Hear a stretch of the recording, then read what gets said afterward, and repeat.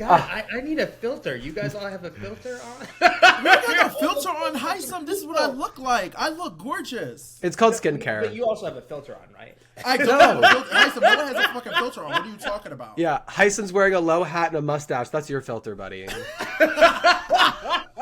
Don't worry. Hello, guys. Hello. I am so excited to be here. Welcome to the first season, first episode of Outhouse. And I am one of the gay men here. My name is Derek F, a.k.a. Big D. And who wants to introduce themselves next? Age before Okay, beauty. so like you're going to your elders. I appreciate that. My name is Hisam. I was a BB25. I was out third. I'm like the best 14th runner-up ever. 15th? 13th? He's already How does starting. runner-ups work? I'm one of them. Okay. So you don't count the winner, so you were like the 13th alternate. I was the 13th. No, I was on the show, though. Yes. I mean, it was brief, but I was there.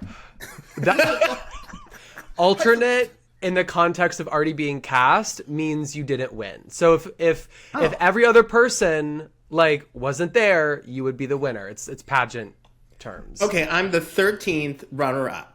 Alternate.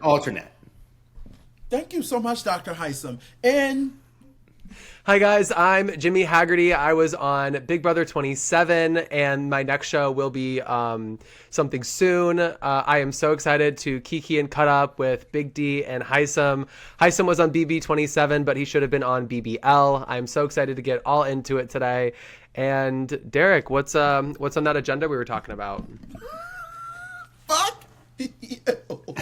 Now, guys, Outhouse. You guys are like, what is this? What are we going to be doing? I think you guys have a feeling. You could tell in the last minute. We're only in a minute into this damn show, but we are going to be talking about pop culture, things of, being gay men, talk about the gay culture, everything you want to talk about. Controversial. We're going to be very honest, very straightforward. This is not a Big Brother recap show. So if you are here for Big Brother, you can just make your exit.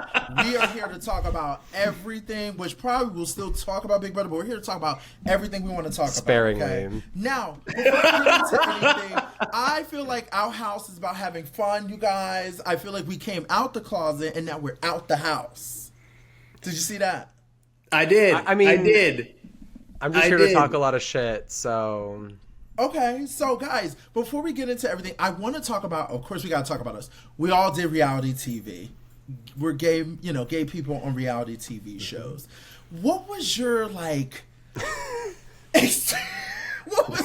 start laughing. Keep it together. We're only a minute in. 2 minutes and 57 seconds. Keep it together, Aviva. What was your experience being gay on a public network or a show? Like, how was that for you? Did you feel empowered? Did you feel like I have the faggotry power to conquer the world? Yeah, I lifted up my sword and I was like, by the power.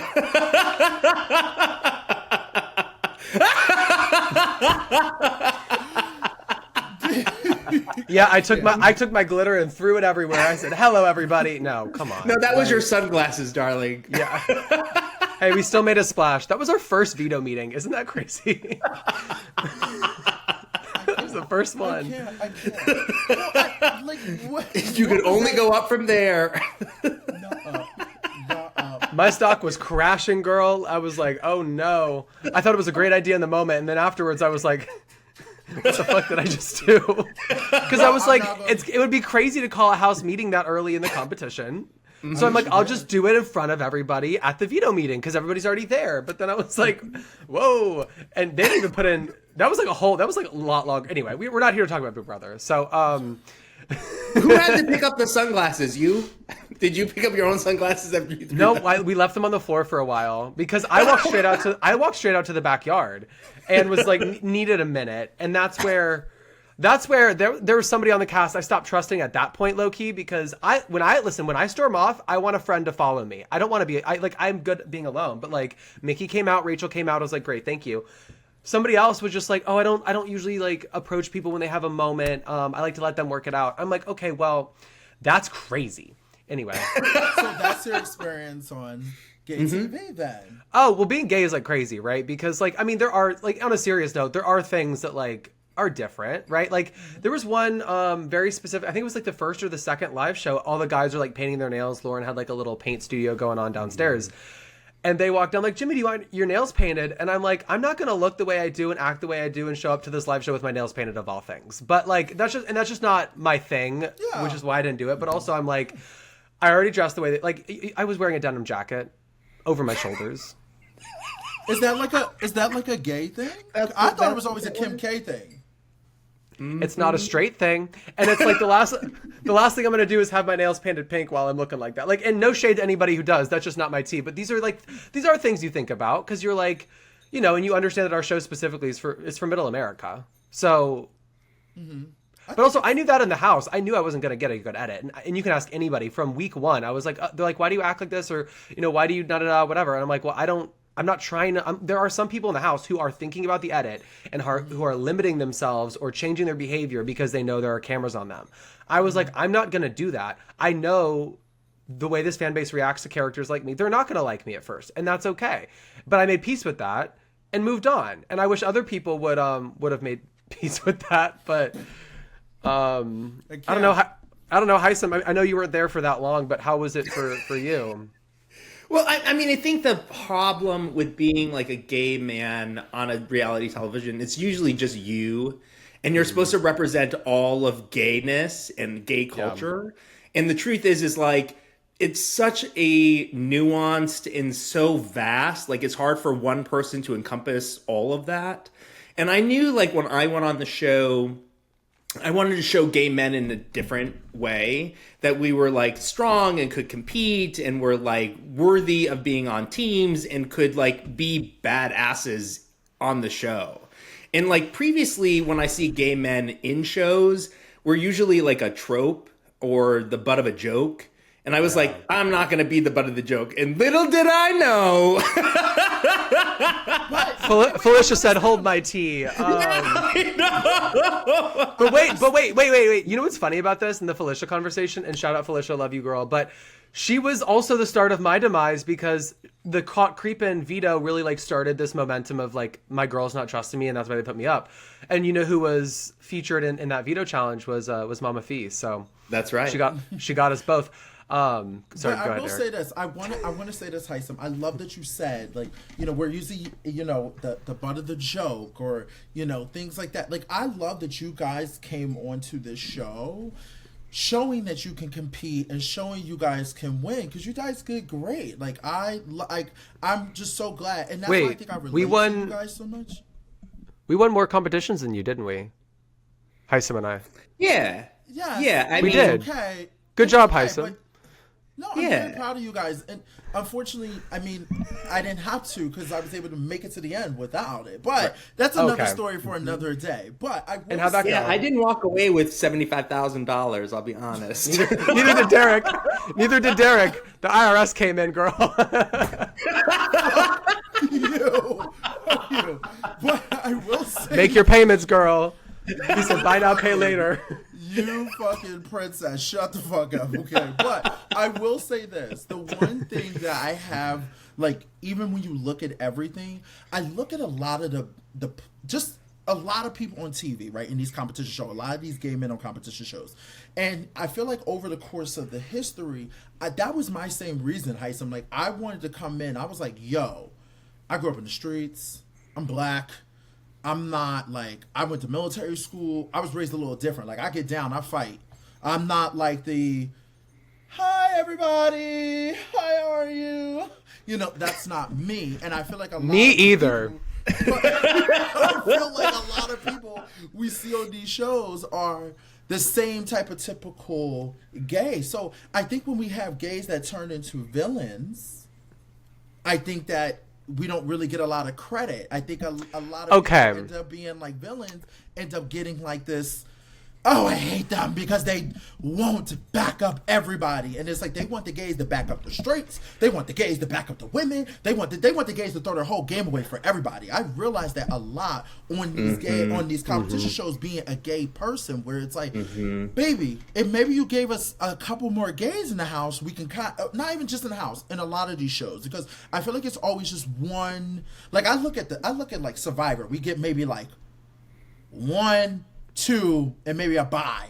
I look at the challenge, we get like 1, 2, and then maybe a lesbian. You know, it's like we never get like, there's 6 of us, and it's like, baby, could you imagine? So okay, well, it's hard for me to not have anybody to relate to that part in the house, because the way that I would talk, like how we're talking right now, imagine this being on the show. It would be like, other gays be like, oh my God, I can relate. I know who Jimmy is. I know who Hisam is. I know who Big D is. They won't let us have that. And that's why I'm confused when it comes to these, you know, gays on these reality shows.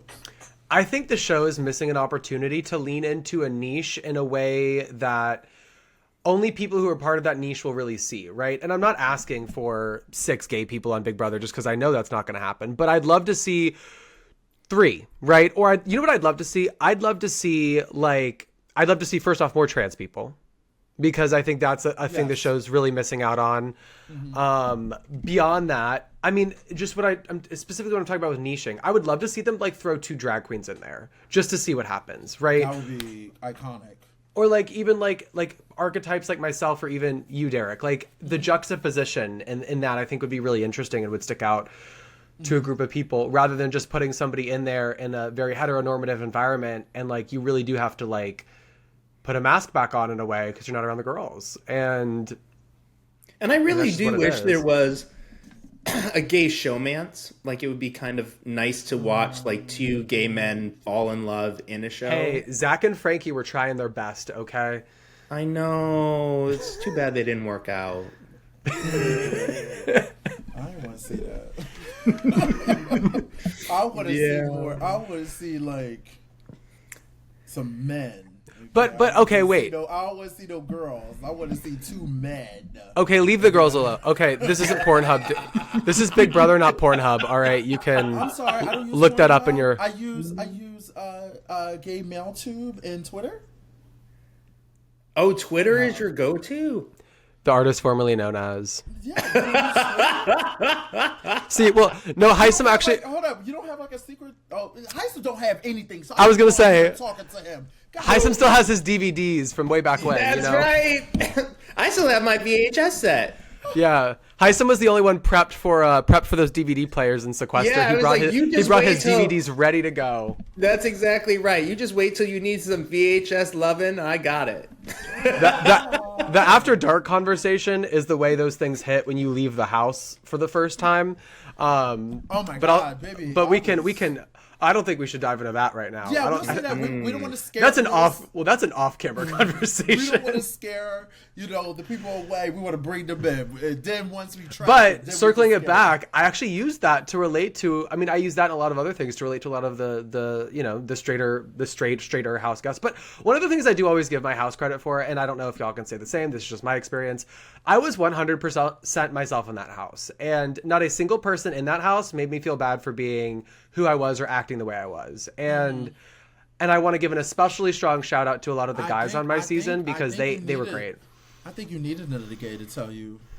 Yeah, that's what I'm saying. I would have. Because baby, that glasses moment, I'm sorry to bring it back, but that shit was sad, baby. I wanted you to fling it like Miranda Priestley. That shit was like this.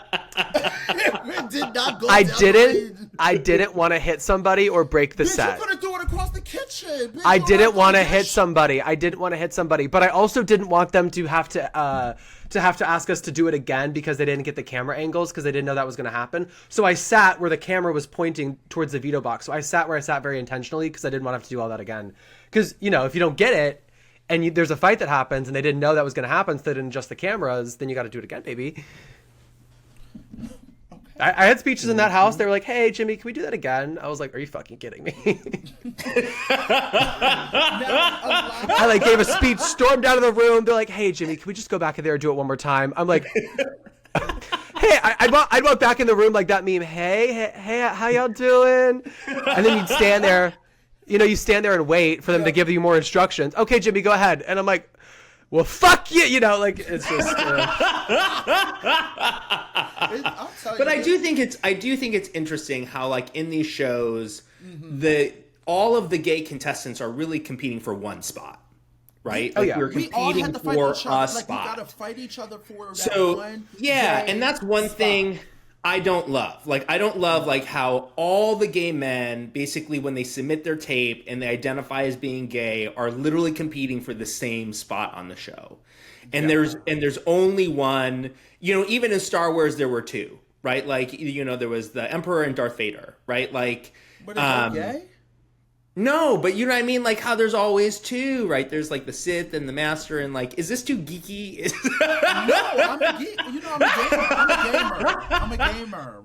There are some geeky nerds on here who will relate to that. They'll get it. I just didn't know if you were saying they were gay, and maybe I missed something. No, they're not gay. No, one was. Remember Luke, I'm your father. Remember that part? You sure it's not one of your VHS tapes or something, like Darth Vader and the Sith? Wait, I actually have a genuine question. What is VHS? What? Is it like that thing that makes that noise? The beep beep. Is that a beeper? A VHS tape? No, like the beep beep beep. Maybe that's a fax machine. That's a fax machine. Wait, then what's a dial-up? Watching a movie and hearing beep beep. No, I wouldn't watch it. I also don't have the attention span for a movie. But also, wait. What's a dial-up modem? That's that noise. AOL, that's that noise. Like AIM, they used to plug into the wall with your, where you were basically like waiting for your porn to like come one pixel at a time. One line at a time. Oh. Like, back in the dark ages, that's how it was. When you'd look up like something online, it was like one line, and then it'd be like another line, and you'd be sitting there for like 3 hours waiting for the image to come out, and you're like, oh no, this is not what I wanted. You have to click on the next one and wait 3 hours for the next one to come out. Is this what the Pilgrims had to do when they were looking up porn? Because that's exactly right. Right? That's exactly. Mama, if a video starts buffering, I'm out. Like, it's funny because I feel like things have like turned, because back in the day, if you want to see like all these like full videos, you have to pay for that shit. That's why, like, it's funny that they have OnlyFans now, because it's like a, but I mean, Twitter. We went backwards. Yeah, we went backwards, because back in the day you had to pay for this shit, and then on top of that, well, we've circled back to that because you go on OnlyFans. Yeah. No, but you don't want like, but like you went from paying for it to then not paying for it, Jimmy, and now you're paying for it again. I don't have no. Why they say you had OnlyFans? I had an account because I shop small. I support small businesses. I do, and you know what? There are some really good support small businesses. He sure does.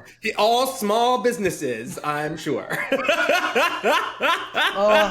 Hisam made a funny joke. Larger corporations.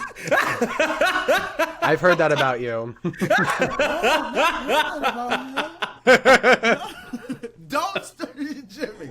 Don't you dare. Okay, so like as we were saying, right? Okay, so yes, it is right. I feel like we're kind of on this category when we're fighting for these type of like positions on these shows, and I wish that a lot of these, and I'm talking about competition shows in general when it comes to gay people, right? Same thing when it comes to lesbians. I'm like, can we maybe get like 2-3 lesbians? And I'm surprised that a lot of these shows don't put more lesbians on it. And I'm not talking about just like the girls that like want to be curious, like I'm a little bit bi. I want the full blown lesbians. Like, you said where the Izzy's at? Where's the Izzy? Where's the Casey? I want the hardcore bitches. Okay, I want the lesbians where they can't even look at a man. That's how lesbian they are. Okay. You know who does really well with inclusive casting, in my opinion, is Traders. I mean, Big Brother does, but in this specific instance, I think Traders does do a really good job of that.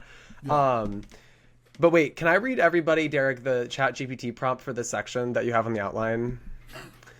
Theme, representation, resilientness, and wait, take two. Representation, resilience, and the ridiculousness of doing it all on national TV. Like, I saw that and I go, dang. You did one prompt, copy and paste, because I would have said that. The alliteration there is rough.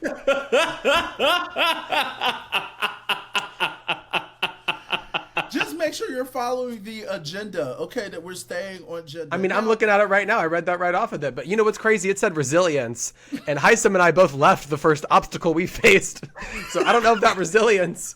And you didn't win, so who had a story of resilience? Excuse me, my story is resilient, bitch. I made it to the end. You don't even know what it's like to be... Your story of resilience is when you get cast on, like, The Traitors or something and then you win. That's your story of resilience. Okay, or we're like, gonna manifest. Or like The Challenge. You could be on that.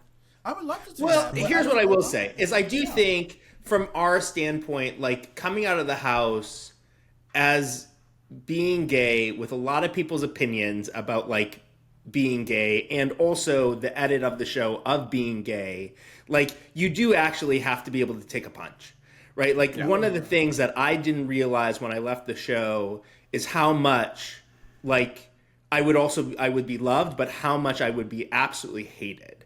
And, like, how many people had opinions of me that were, like, based upon their own homophobia that had nothing to do with me, and also were, like, based upon my edit in the show, and also based upon how they perceived my interaction with other people that they may have identified with or liked.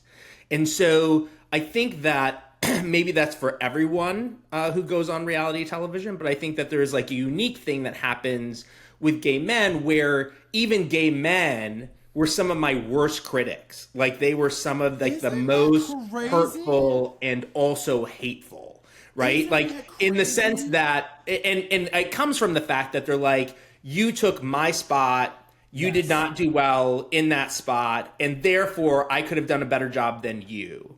And that part was a little weird to me, right? Because I was like, baby, there's next year.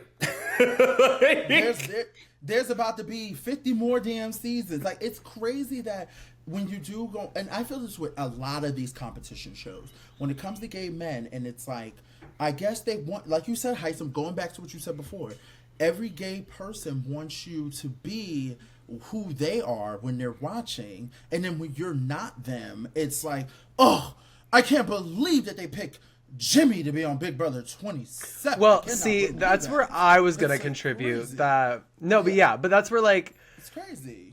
Well, so, and yeah, and I've heard that from both of you. I will say, be embracing each other. Like, that's the crazy part to me. Agreed. I didn't, and maybe it's because I think maybe I come from the demographic that would do these things, not myself, but I did not get that level of vitriol from our community. Really? I was very embraced by that. Listen, my haters were like somebody from Oklahoma saying that she loved Kelly and wanted me out of the house, and I was like, girl, there's no saving this. But, like, to Hisam's point, it's like, why you hate me for being gay? There are so many other things you can hate me for.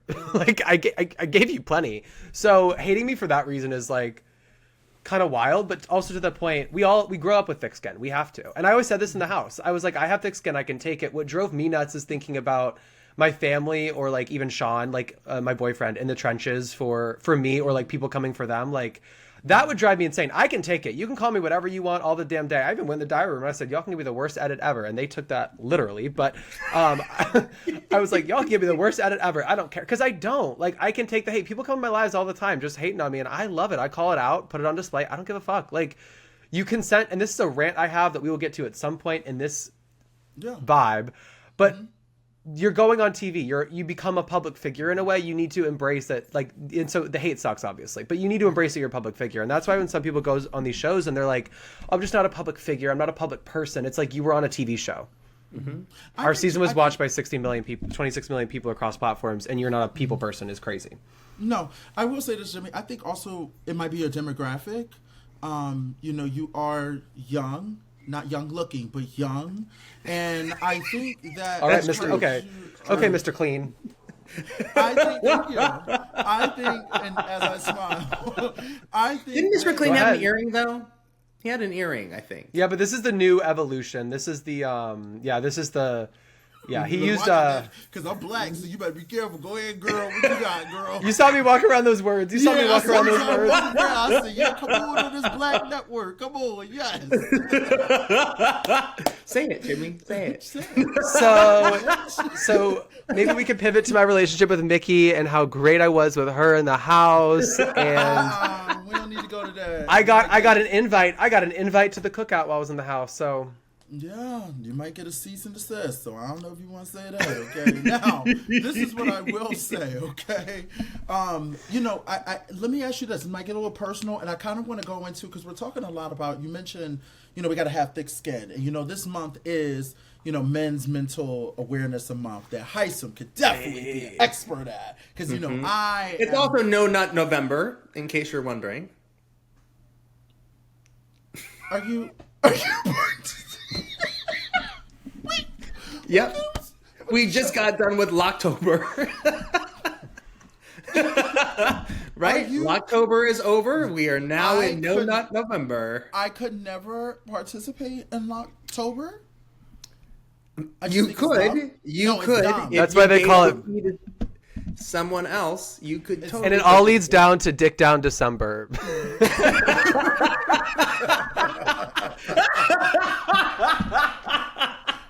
So at this point, I guess we should just name every month something. So I guess we'll just keep going. But my question is, are you participating in No Nut? I love how the conversation went from mental health to No Nut November. Mario. Luigi at this point. Are you participating in No Nut? That's because I'm thinner? Is that what you're saying? Oh, the mustache. Nice. Are you? Yeah, I know. Well, they both have mustaches. Mario and Luigi both have mustaches. They do. Yes. Okay. Yeah. Pick one. It's part of the thing. Hey, don't come for their culture. Yeah. Are you participating Don't do that. November? No, I am not participating in No Nut November. Oh, okay. I get Ramadan for that.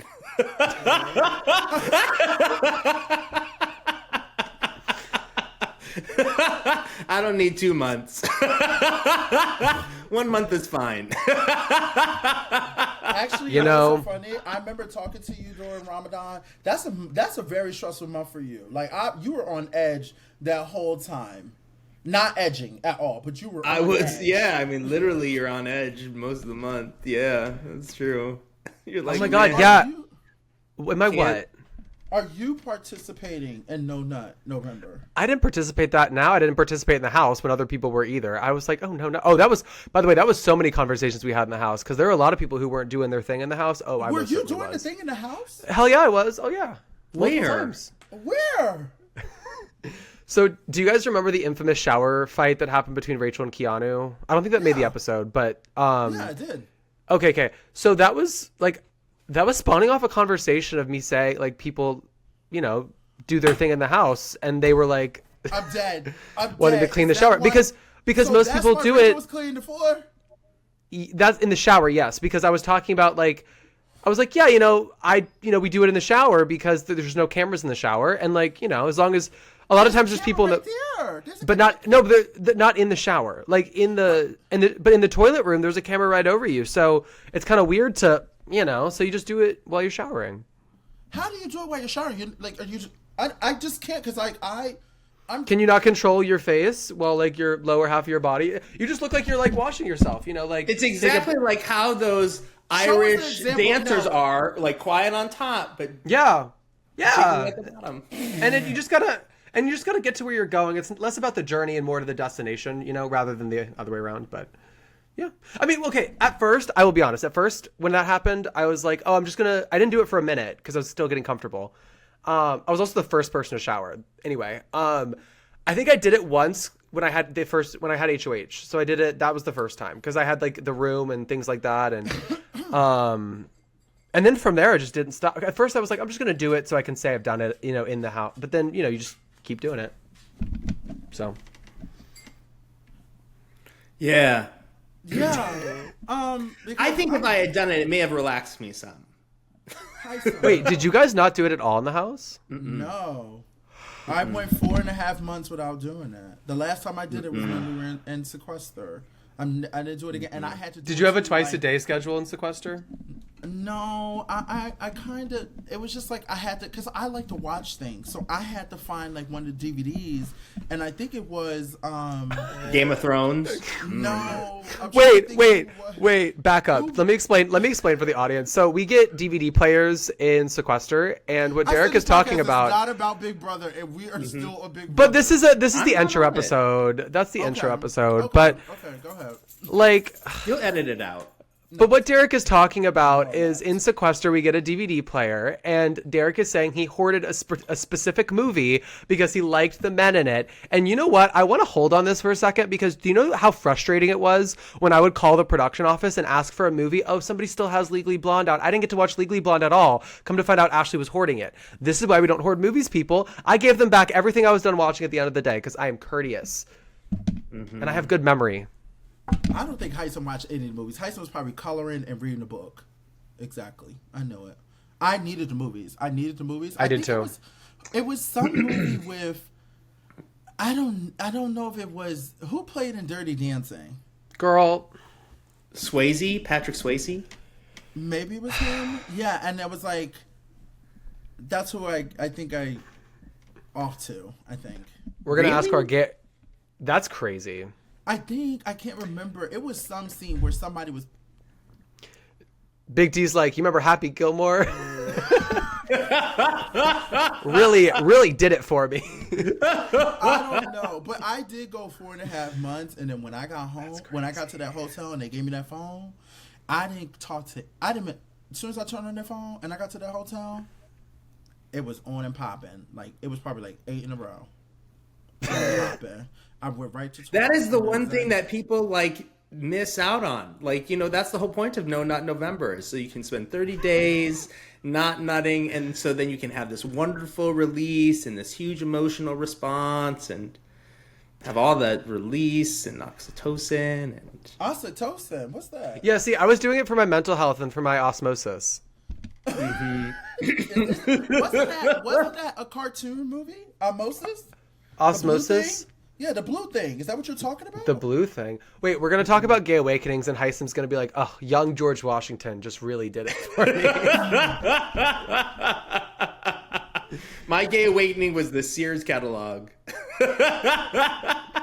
What's a Sears? I knew you were going to say that. Sears used to be a department store. So I know what Sears is. I've never been in one, though, because they all closed by the time I could go places.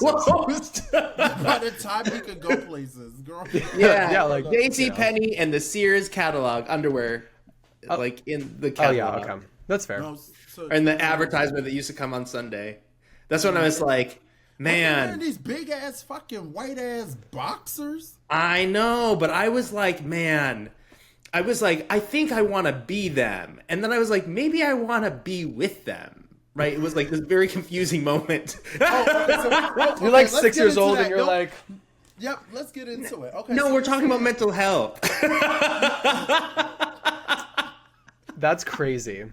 We had that whole diatribe about jerking off in the house, and the topic is mental health. These are things that will help your mental health, as we're talking about, so then you can get your stress relief. So this is men's mental health, I can't be fucking talking. Y'all got me cracking up. Mental Awareness Month, and these are ways that can help. So, Hisam, let me ask you, because you talked about that, and I think we can kind of jump down to Jimmy. When you were looking, was this like, when did you know you were officially like, how did you know you were gay?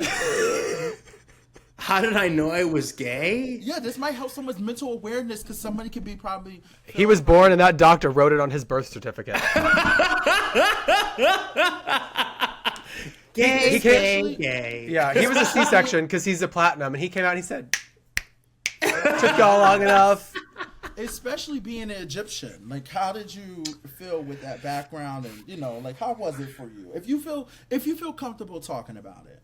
Well, here's what I'll say is like, okay. It was a very confusing thing for me because culturally you're expected to be one way, but then you have these impulses and desires a different way. and then your fantasies kind of change that way too. And the way you really know your sexuality, just from a psychiatric standpoint, is like what you fantasize about, right? Like what you fantasize about. The Sears magazine?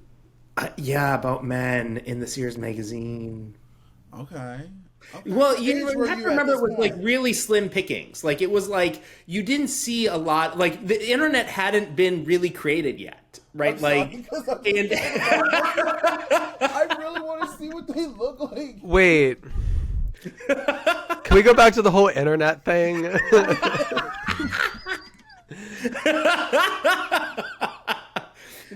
The internet wasn't created yet, so you had to. You said that Sears catalog came by Pony Express Sunday morning. When I had my paper route, that would be the first thing that I would do is I'd pull out the JCPenney and Sears catalogs, advertisements. I was like, well, these aren't going anywhere. And then you still have the hat, I see, from the... Yeah, and I literally would sneak them and put them underneath my mattress and in my, I would hide them in my room so that, at night I could look at them. And that's when I realized that they're just recycled photos. Like every week it was the same photo, but I was like, they're still good. You're cross-referencing 8 months of a campaign. You're like, oh, this is the same guy. Right? Still does it. And then you had to diversify your ads so that you could see different men. And then I was like, maybe that's what I want to be when I grow up, as an underwear model. Maybe that's what this is all about. Because I'm looking at some of these. This says the Sears 1979 catalog Christmas. That's right. That's what I was watching. Go back to that. Hold on. Why is he wearing high-waisted shorts? Yeah, that underwear ad. Oh, look at him. No, you have to go to their underwear. You have to go to the underwear ad. Look at the ones in the back. So Heist will probably take that for the back one. That's right. And it might really explain why stretch I your have imagination with that one. Underwear. What? Huh? It might be a reason why I like underwear so much. Yeah. Okay. Yeah. These are the most conservative ads I have ever seen. I told you the internet had not been developed yet. But even between that, the ads I'd see in the underwear aisle at the grocery store, I feel like had less. I was looking at those too, but you would have to buy them to take them home, right? Okay, so this is where we take a mental picture. We make a Cam Jansen and go click, and then it's up here forever. Do you remember Except, wait, there is a thing. Only thing that came to my house was Jet magazines, and they always had the women in it. So I didn't experience that, Do you remember Spencer's at the mall? Do you remember Spencer's at the mall? Yeah. They used to have a section of cards that was oh, here's what I got for your birthday. Cards, birthday cards. Yes. Yeah, and they used to be here's what I got for your birthday. And it'd be some hunky dude on the cover. And I'd be looking at all of those cards. I was like, these are the best. I was like, happy birthday, Janice. You said my compliments to Spencer. That's exactly right. I was like, Spencer. I would love to see little Hisam. Okay, so that was your experience, kind of, figuring out who you are. So as you said, Dr. Hisam. Oh my God. What? No, sorry, I keep interrupting. No, it's fine. It's okay. We're all from different generations. Yeah, that's what makes that's so cool. That's so cool. That's what it's called. That's so cool. That's so cool. Together? Yeah, we're all different generations. That's really cool. No, we're not doing YMCA, so don't even try that, bitch. Okay. I don't do that one. I don't do that. That's Hisam's generation. That's right. Yeah. YMCA. My arms look good though. Yeah, you look great. I told you that. Thank you. Thank you. Yeah, you look like the men that you wanted to be or wanted to get with. You made That's right. You made that vision come true. I did. Yeah. Now I want to do an underwear. I want to be an underwear model. Wait. Okay, we're learning a lot tonight. Okay, so wait, you Jimmy, what about you? When did you first know you were gay? Yeah, Jimmy. You opened up, your first word was What was your first one? Well, so like I actually never came out because nobody else had to. So I'm like, why do I need to broadcast my business? You know. So this is why all the gays like you. Got it. Well, like, I don't have some sappy coming out story where I told everybody I loved that I was gay and they all hugged me and embraced me. I just brought home men and I was like, this is who I'm fucking, or, you know, whatever. Like, so, well, okay, listen, I'm a triplet, obviously. And wait, you're a triplet? And you know, when there's triplets, there's always one that's gay. Well, that's not true. But, and scientifically, as a scientist, I looked it up. As someone who studies DNA and genetics of homosexuality. Thank you so much. That's what I bring to the table. So anyway, my siblings didn't have to come out as straight, so why do I have to come out as gay? So I just never did. Did I realize at some point? Sure. Did I have I think I still had more girlfriends than boyfriends, but all of my girlfriends, with the exception of like maybe one, I like still love all of them. They were all great. Oh yeah, of course. Oh my God! Are you talking about like girlfriends like when you were like 5 years old and 6 years old? No. I'm talking about like all post 8th grade. Post 8th grade, you had so like high school up, yeah. And they weren't like, you're gay? Well, no.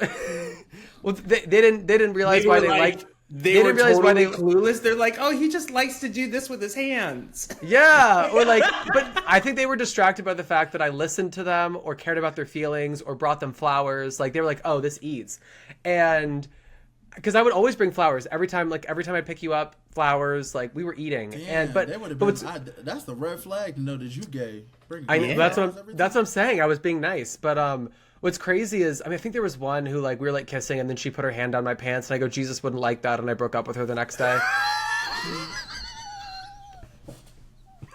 You mean Jesus wouldn't like that? She said, just wait till he finds out you're a faggot. See how he likes that.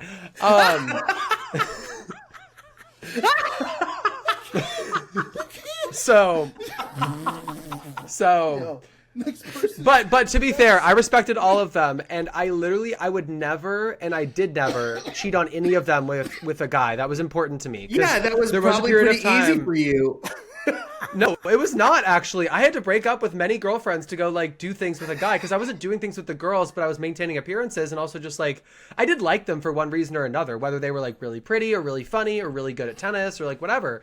And so like I did like them, but then like, you know, all of a sudden there's this guy on my phone who's like, oh my God, like let's hang out tonight. I'm like, okay. And then I'm like, sorry, Mary, I can't, like we're breaking up. She goes, you're joking. And I'm like, haha. And I get in the car and she goes, were you joking? I'm like, no, we're broken up. And then I'd go like, you know, do things with the guy.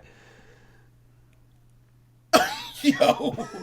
So you literally would like break up so that you could have gay interactions only to date again? Yeah, so there was, it obviously ended after a certain point. Mm-hmm. I don't think I had a girlfriend. I don't think I had a serious girlfriend like after sophomore year because that was just like with men at that point. Yeah. I'm sorry. I'm still stuck. This whole thing is bizarre. Yeah, like, so yeah, when like basically it was like he's like, hey, I got an appearance. I need you to be my wing woman. You're gonna be on my shoulder. We're gonna look good in school. We did, you know, go to prom. But then when it's time to like do something, Jesus wouldn't like that. But that's right, you know, Jesus. If a man using religion to your advantage. I was in Catholic school for 10 years. I've earned it. I've studied that Bible and read it to cover. Jesus is my. You know, if I need a scapegoat. Yeah, I'm going to start using that. Me too. Like, that is cool. Jesus wouldn't you like should that. come to this event. Jesus wouldn't like that. It's WWJD. What would Jesus do? What would Jesus not do? So I was, you know, but I like to think I was respectful. I wasn't going to say, no, don't put your hand in my pants. I don't want to have sex with you. That I think is worse to say, right? So you just go, no, Jesus when did you like lose your virginity? When I was 15, 14, something like that. That was with a man or a woman? I've never with a woman. The furthest I've gotten with a woman is her putting her hand on my pants. That happened twice. Two separate girls, both. And you were like, no. I literally You're no. Like, the other time, bad touch. I was on that shit because the other time it happened was with one of my other girlfriends in high school, where we were looking for her cousin. Like we were playing hide and seek with her cousin, and she was like, "I'm gonna call her cousin. Let's call her cousin Ava or whatever." I was like, I was not counting Ava. And. No, she did. So I'll pick a new name. Cynthia. Mickey. Let's call her cousin Mickey. Okay. Let's call her Sarah. Let's call her Sarah. Let's just call her Sarah. So I'm literally, and she ate with this though. She ate with this. So I'm counting, and she turns me around, puts her hands against the wall, so traps me between the wall. And I'm like, oh my God, like I have to go look for Sarah. She goes, is she down here? Puts her hands in my pants, and I go, nope, she's not down there. And I like move and hightail it upstairs. I'm like, I think she's over here. And then I think I said something like, I think we'll find her faster if we split up. And I'm sure the girl was like, totally straight. I think she actually broke up with me. I think she was the one who broke up with me. As she should. I don't remember though. But I also did this thing at the beginning of my girl career where like, if I didn't like them, I would just start treating them really badly until they broke up with me. But this was like very early on. I didn't do that for very long. But I would like, they're like, oh, Jimmy, like you should go talk to so-and-so because you haven't talked to her in a month and she wants to know if you're still dating. To be fair, I was like 14 when that was happening. So it's like, whatever. It's just all make-believe. But yeah. Jimmy was over here playing Scooby-Doo in the gang. Telling them what's going. I matured early. I got it out of my system, and then I was going to the gay clubs junior year. So we it's a short life cycle. Oh, me and Hisam, I think me and Hisam talked about this. Me and Hisam, we messed with women when we were young, and I didn't lose my virginity. What's that? We shouldn't talk. We shouldn't dive. Wait, you lost your. Wait. I lost my virginity. You did? Yeah. That's so awesome. Women are the best. They are. I wanted a woman to win my season, and I was on the show. Explains a lot. Why do you think I had a final two with Rachel? I knew if I took her, I'd lose. Yeah, listen, this is why the gays love you. Mm-hmm. Yes, I'm a martyr. They know you're not. They know you love the women. I love women too. I do too. See, but when you have to say that though, right? It sounds very much like I'm not homophobic. Like I'm not racist. It's like, why do you have to say that though? Well, I think you just have to. I think you just have to because it's like we live in a generation. Not to get too deep, but we live in a generation where women are not treated equally, than men. We live in a generation. They've never been treated equally. That's like the whole problem. Oh, I just say just in general. You're like, we live in a generation that doesn't treat women well. Well, how were they treated 60 years ago when they couldn't vote? Well, that too. I'm just saying, don't try. I'm saying in general, okay? You said, make America great again. Now is the time, Derek. But wait. This is interesting, and I'm wondering if you guys look at this the same way. So and this is an issue I have with our community and something I think we need to do a little reflection on, because women are important to me for so many reasons. Women are incredible creatures. They're life givers. The world would revolve around women. They're community oriented in a way that's beautiful. I know so many girls I can just kiss. And they're like, oh, that was such a silly thing. And I'm like, I love that for you. But women also have a special place in my heart because do you know how many... I was popular in high school. And this was primarily... You were popular in high school? Yes. And this was primarily because I had a... popular amongst like theater kids? Or No, so not your crowd. But I was... Like with the actual I was a preppy kid in school, and a lot of my really good girlfriends were like the really popular girls, and because you were popular because of the girls. They kept their men in check, is what I'm saying. Like their men who would in Hisam's day would have beat me up, were over here trying to do things nice for me, so I'd hype them up to their girl. Because I had the ear of their girl. So those girls protected me growing up. And this is why it drives me nuts in our community. You were a madam. I wasn't. No. You were hyping. I was hyping. I was helping. No, listen. You were helping them out so then they could get. Listen, if you two are dating and Hisam pisses me off, I'm coming to you and say you should really reconsider this relationship. And not so they wanted, so they kept me. Anyway, what I'm saying, we're diving into a tangent here. The girls protected us growing up, and so this is why I get really mad when gays are like, we should not let women into gay clubs, or we're going to be mean to women, or we're going to make fun of vaginas, or we're going to use derogatory language towards women. And I just don't have time for any of that, because I'm like, why did we mature to a point where now that we found community within each other, we're now going to bash on women who have historically protected our community growing up? Listen, should there be gay only spaces? Absolutely. Turn gay porn on with the Eagle. That's great. But if a straight girl wants to come to freaking Nelly's because she feels more comfortable there, welcome, girl. You have earned your spot. Don't walk in with a MAGA hat. But I wouldn't go to Nelly's. They'd be shooting there. Well, I wouldn't go to. Theoretically, you know what I mean. But like that thing pisses me off because I know so many gays that are like so derogatory towards women, or like use condescending words to describe a vagina, or like they shouldn't be allowed in gay bars. I'm like, what the fuck is wrong with you? Like, women are the best. I prefer women here than you. I agree. Listen, I think our spaces are for everybody. I will say I think we're getting to a point where a lot of the spaces that we're supposed to have maybe for us, or we're getting a little bit kicked out. Like, I think about the gay bars in Philly. Like, what is used to be like a gay bar.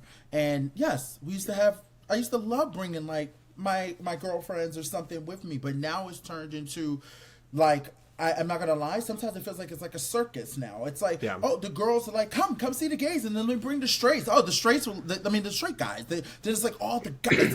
It's like it just turned into all the, not just the women, which was fine. It's now the women plus all these straight men. So now let's say me as a gay man who's walking into a gay bar, and I'm thinking, this is just another gay person. It's not, and then they're being rude and nasty and making fun and pointing at, our transgender women and making fun of like maybe somebody who's a little bit quirky and things like that. I think that is the issue that we're running into our community. Like, it's okay. We want everybody to come.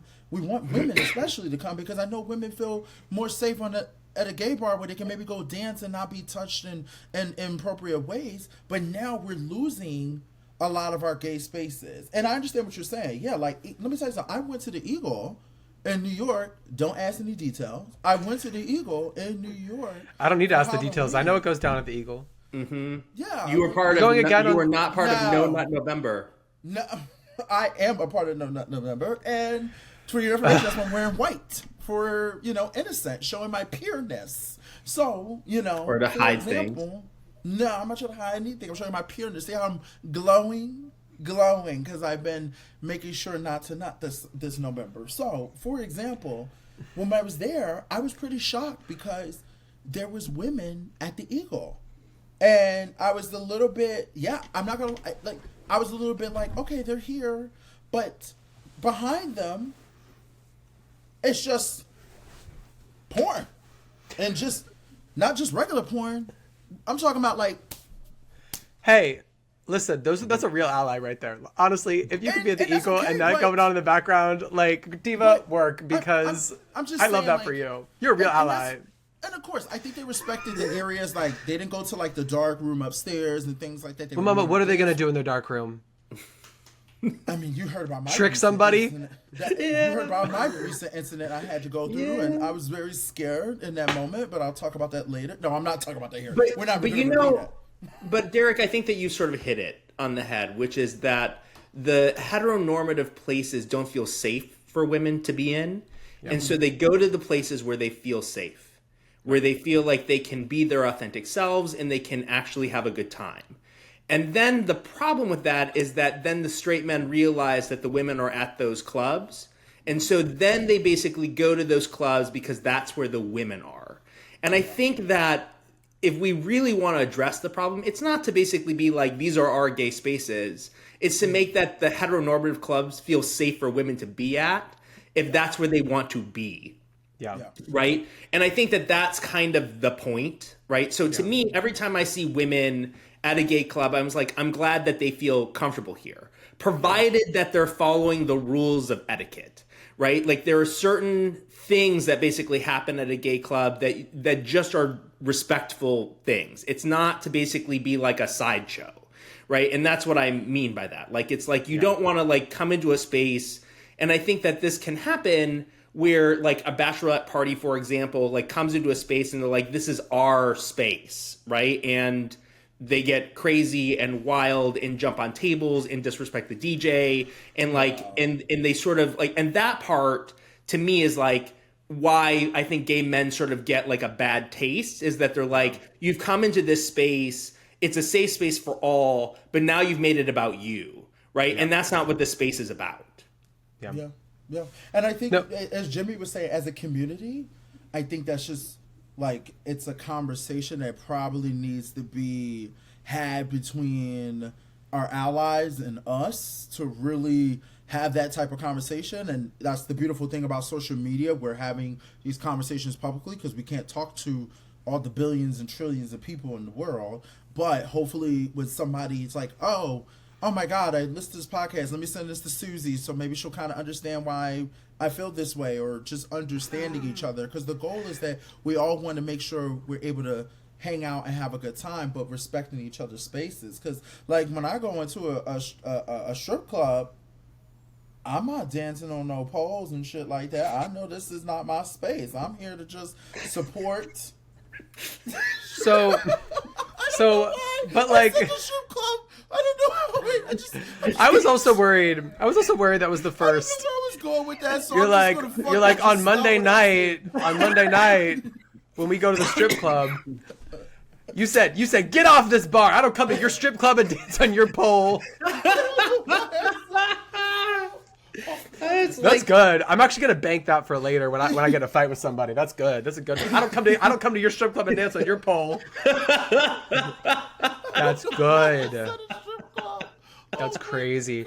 No, but I know what you mean, and I think listen, queer spaces should not be diminished, especially in today's day and age. Like, they're more important than ever. Again, especially, and I think this is the big important part. Especially for people who are still figuring themselves out, or like, especially our trans brothers and sisters, like those are the spaces where they can be their authentic selves. Mm-hmm. In today's day and age, I'd also prefer them to want to come and kiki in the bar than stand outside with a sign that says "God hates fags," because. So I don't know. I think there's a balance to be found, but also like, and I'm in DC, right? There's a million gay bars in like one street. So what's nice about that is like the promoters can talk and they can figure out like who really should be going somewhere. Like, you know, we can get some porn back on the screens. That's fine. But like, yeah, because we don't play porn anymore. We have more of a.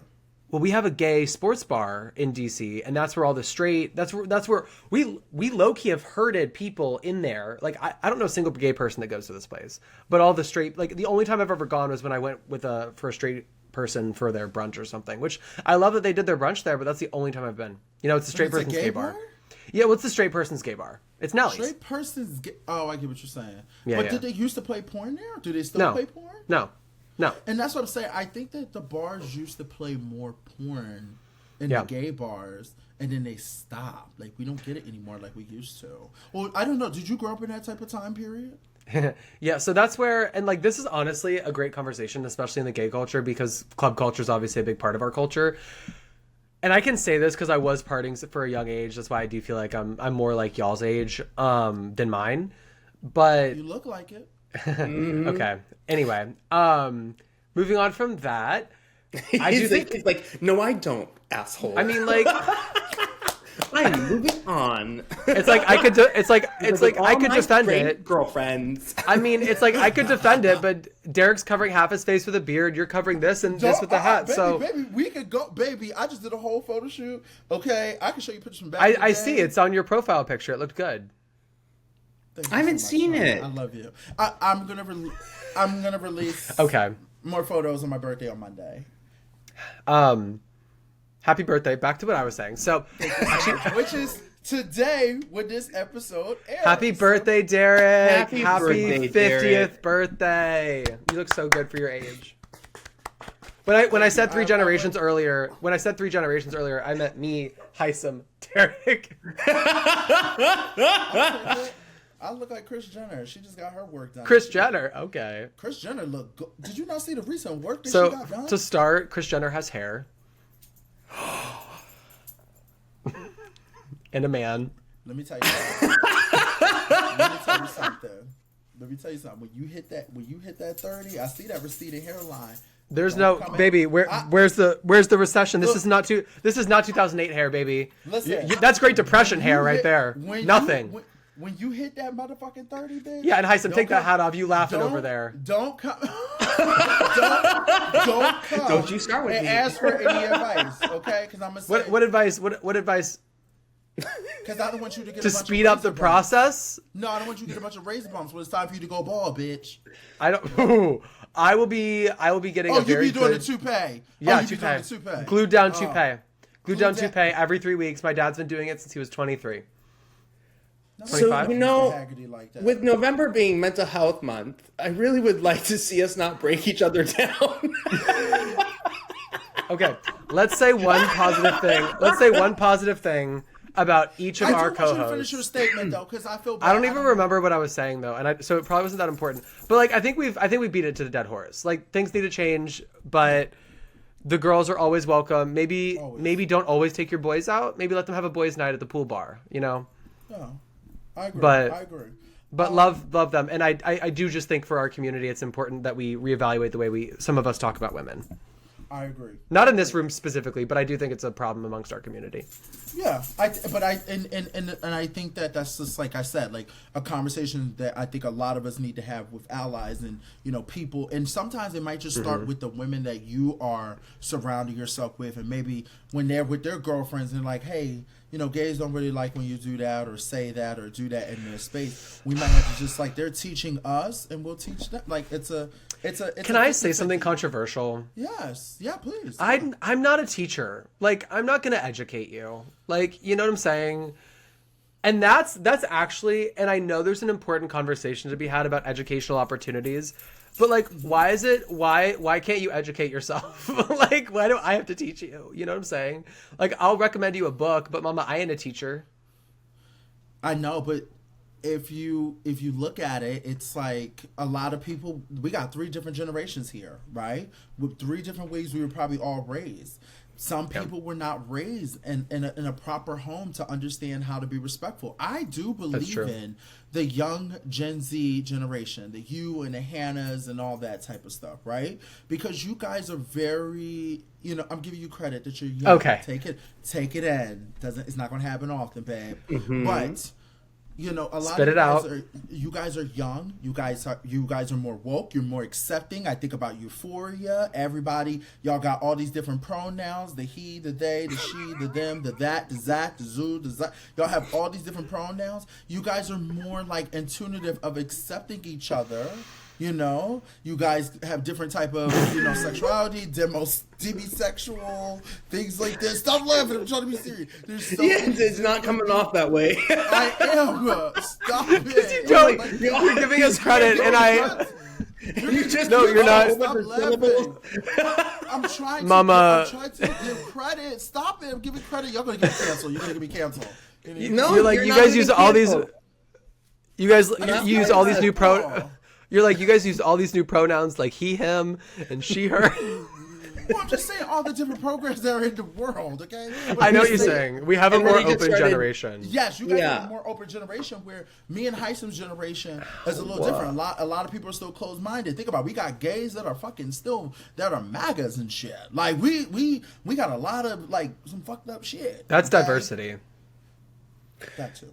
So yeah, I don't see, but I don't have a problem with educating people because, like, usually, like, You're a PhD.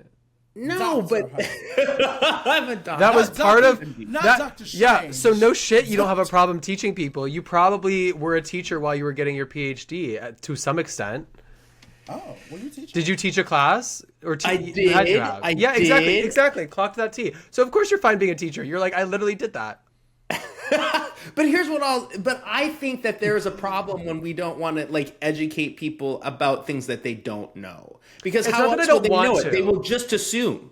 And the internet is wild. Like, there's so much misinformation. What are you going to do? Just basically be like, go to the internet and educate yourself? Like, come on. Well, it's not that, but it's like, it's so easy to at least have a understanding. Like, what I'm saying is, like, when I'm having an espresso martini, enjoying a rooftop moment, the last thing I'm going to do is start educating you about the first brick thrown at Stonewall. And so leaving Hisam out of this, the brick. No one died at Stonewall?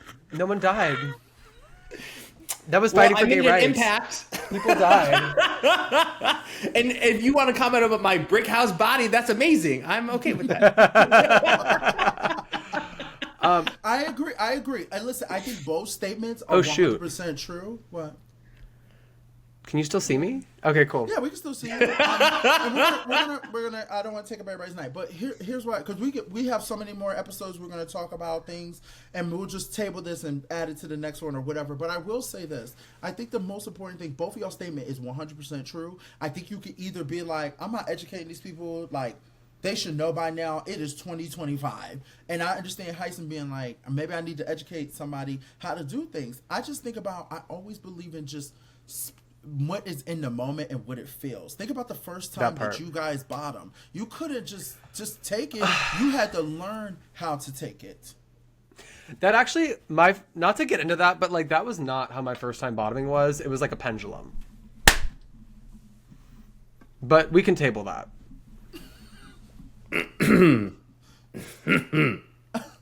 And Hisam, Hisam probably was just taking it, and that's okay. Some people have different type of experiences. But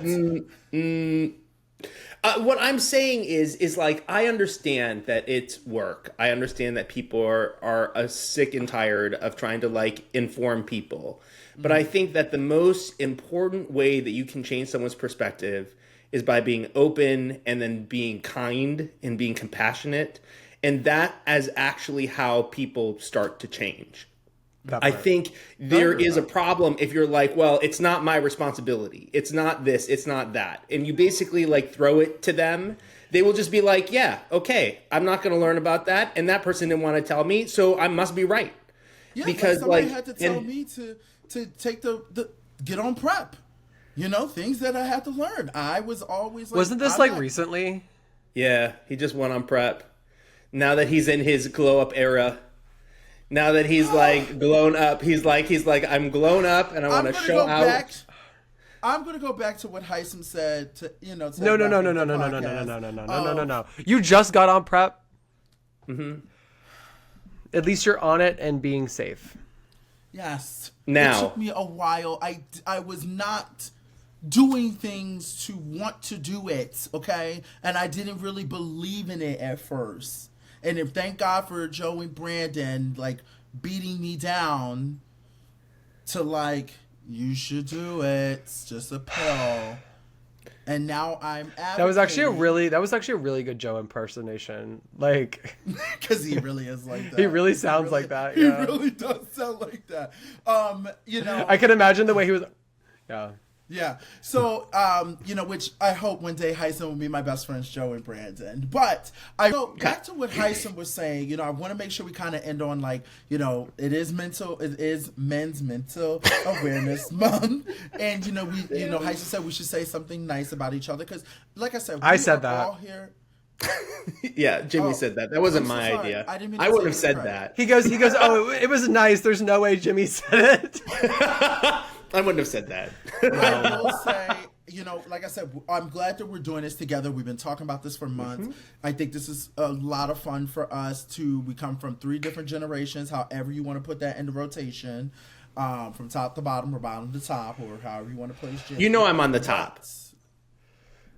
Can we just get to the nice thing about each other before we dive into this again? I will tell you this. The one thing that I appreciate, and I'm going to say, and we'll try to end episodes like this in the outhouse.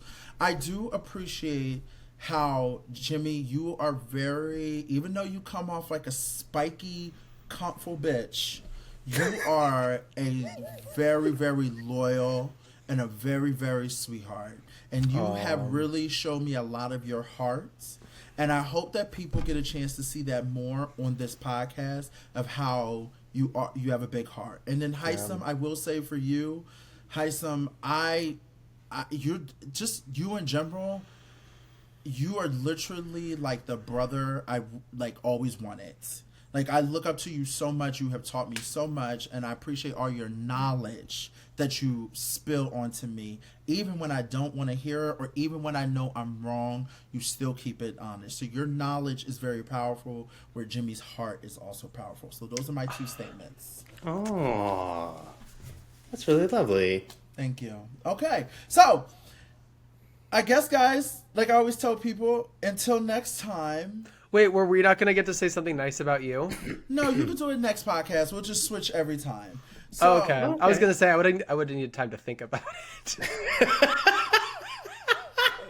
Guys, until next time, please remember to like, subscribe, and comment. And also, I'm going to be sending out a message to see if you guys have any questions for Dr. Hisam. Oh, wait. Also, I didn't tell you the latest news. I wanted to tell you the latest news, okay? So just so you guys know, hold on 1 second. Wendy's is closing roughly 300 restaurants this year and next year. And also, the McRib season is back at McDonald's, but only selected in certain places. And the government is now over. Of all of those announcements, the first thing you want to talk about was Wendy's closing? I just want you guys to know the most important thing. Like, that is totally important. I'm glad. That makes me sad about Wendy's. I can't remember the last time I've been to a Wendy's. That poor little girl. She's the face of child labor, low-key. Listen, also because when this episode allegedly coming, I want to tell you guys one more thing. I'm so sorry. I love bringing like random facts. An ER doctor said that there's 5 injuries that usually happen on Thanksgiving. What do you think they are? Oh, name stabbing yourself. I was definitely going to say some issue with like a carving knife. Yeah, stabbing. Okay. So here are the 5. No. I want to guess. Stabbing. Yeah, whoa. You're bad at this. Okay. If you're going to say... Yeah. Cuts, okay, so stabbing. Okay, cuts. Okay, wait. Heart failure exacerbations from all the salt. Oh, that's a good one. Like eating too much, like, chronically full or something, or... No. Okay, that's not on there. Oh, wait, these are injuries? These are injuries. Listen, it says injuries and illnesses. Wait, say that again. Illnesses. Illnesses are different than illnesses, I imagine. You know what the hell I'm saying, Jimmy. Illness. Illnesses. Illnesses. Illnesses. Okay. I don't know, the flu. Wait. Oh, the flu is good because everyone's like hanging out with each other. I mean, I just kind of said that. That wasn't really okay. I like COPD exacerbations. So somebody said like stomach. Lung issues. Stomach is one. I said stomach. Okay. Ha. Cuts is another. Wait, these are just general categories. Oh, I'm about to tell you what they all are because you guys. Respiratory illness is like flu, COPD exacerbation, asthma. No, it's not. Falling down the stairs. No, so now I'm telling you guys what it is. Falls are always good. Yeah. So cuts and lacerations. Yeah. Burns, like burns. Like burns, like from cooking. Yeah. Oh my God, I can't even say this. Joint, muscle injuries. Like somebody said from like watching football games and things like that. No, I'm sorry. He got a muscle injury from sitting on the couch watching the Cowboys play the Commanders. It's like when they stood up, they basically stood up too wrong. Like I broke my leg. I'm sorry. Your family's back cooking in the kitchen. You get to have your ass on the couch watching TV, and then you make it further about yourself by going to the hospital. It's crazy. Everybody's been cooking all day. Too bad nobody can eat because Dad's got to go to the ER. Couldn't stand up slowly enough. That would piss me off. I would sit down and have my meal before going to the ER with that motherfucker. That is crazy. Well, guys, on that note, thank you for watching. Wait, what were the other two? I told you. I just said it. No, joint injuries, stomach cuts, burns, woes, and head injuries. This was the most anticlimactic list ever. It was so anticlimactic, it was like Derek in the Big Brother house. Oh, bitch, you definitely lied about that faggot. Don't try that one, girl.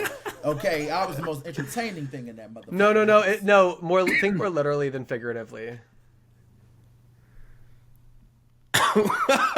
Don't make me spell it out for you. No, I didn't understand it. What? He's climax. Hungry. What is a climax? You tell me. Why am I teaching you guys stuff? I know what you're not. You want to know something? I would have been willing to teach you. I would have been willing to teach you about like what it means when a woman gets wet. I would have told you all about that. I would have educated you there. I wouldn't have let you just basically go to the internet. You could have just been totally like that would have been a disaster, Jimmy. He asked everybody in the Big Brother house. He said to the women that, which in reality, thank God that Jimmy is gay and was so innocent about it, because in reality, that is so fucking crazy to say. Jimmy's like, so what does it mean to be wet? No, I did say that in the house, didn't I? Oh wow. Yeah. On that note, I didn't realize you were referencing me for a second because I'm over here like, I get with my girls. I don't know what it like. Okay. Did that?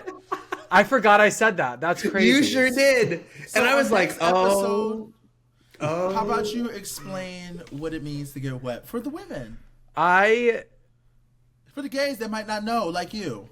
Okay. For the young Jimmy who's about 18, 19, watching this podcast. I even did the show, and I can't believe I said that in a room full of people.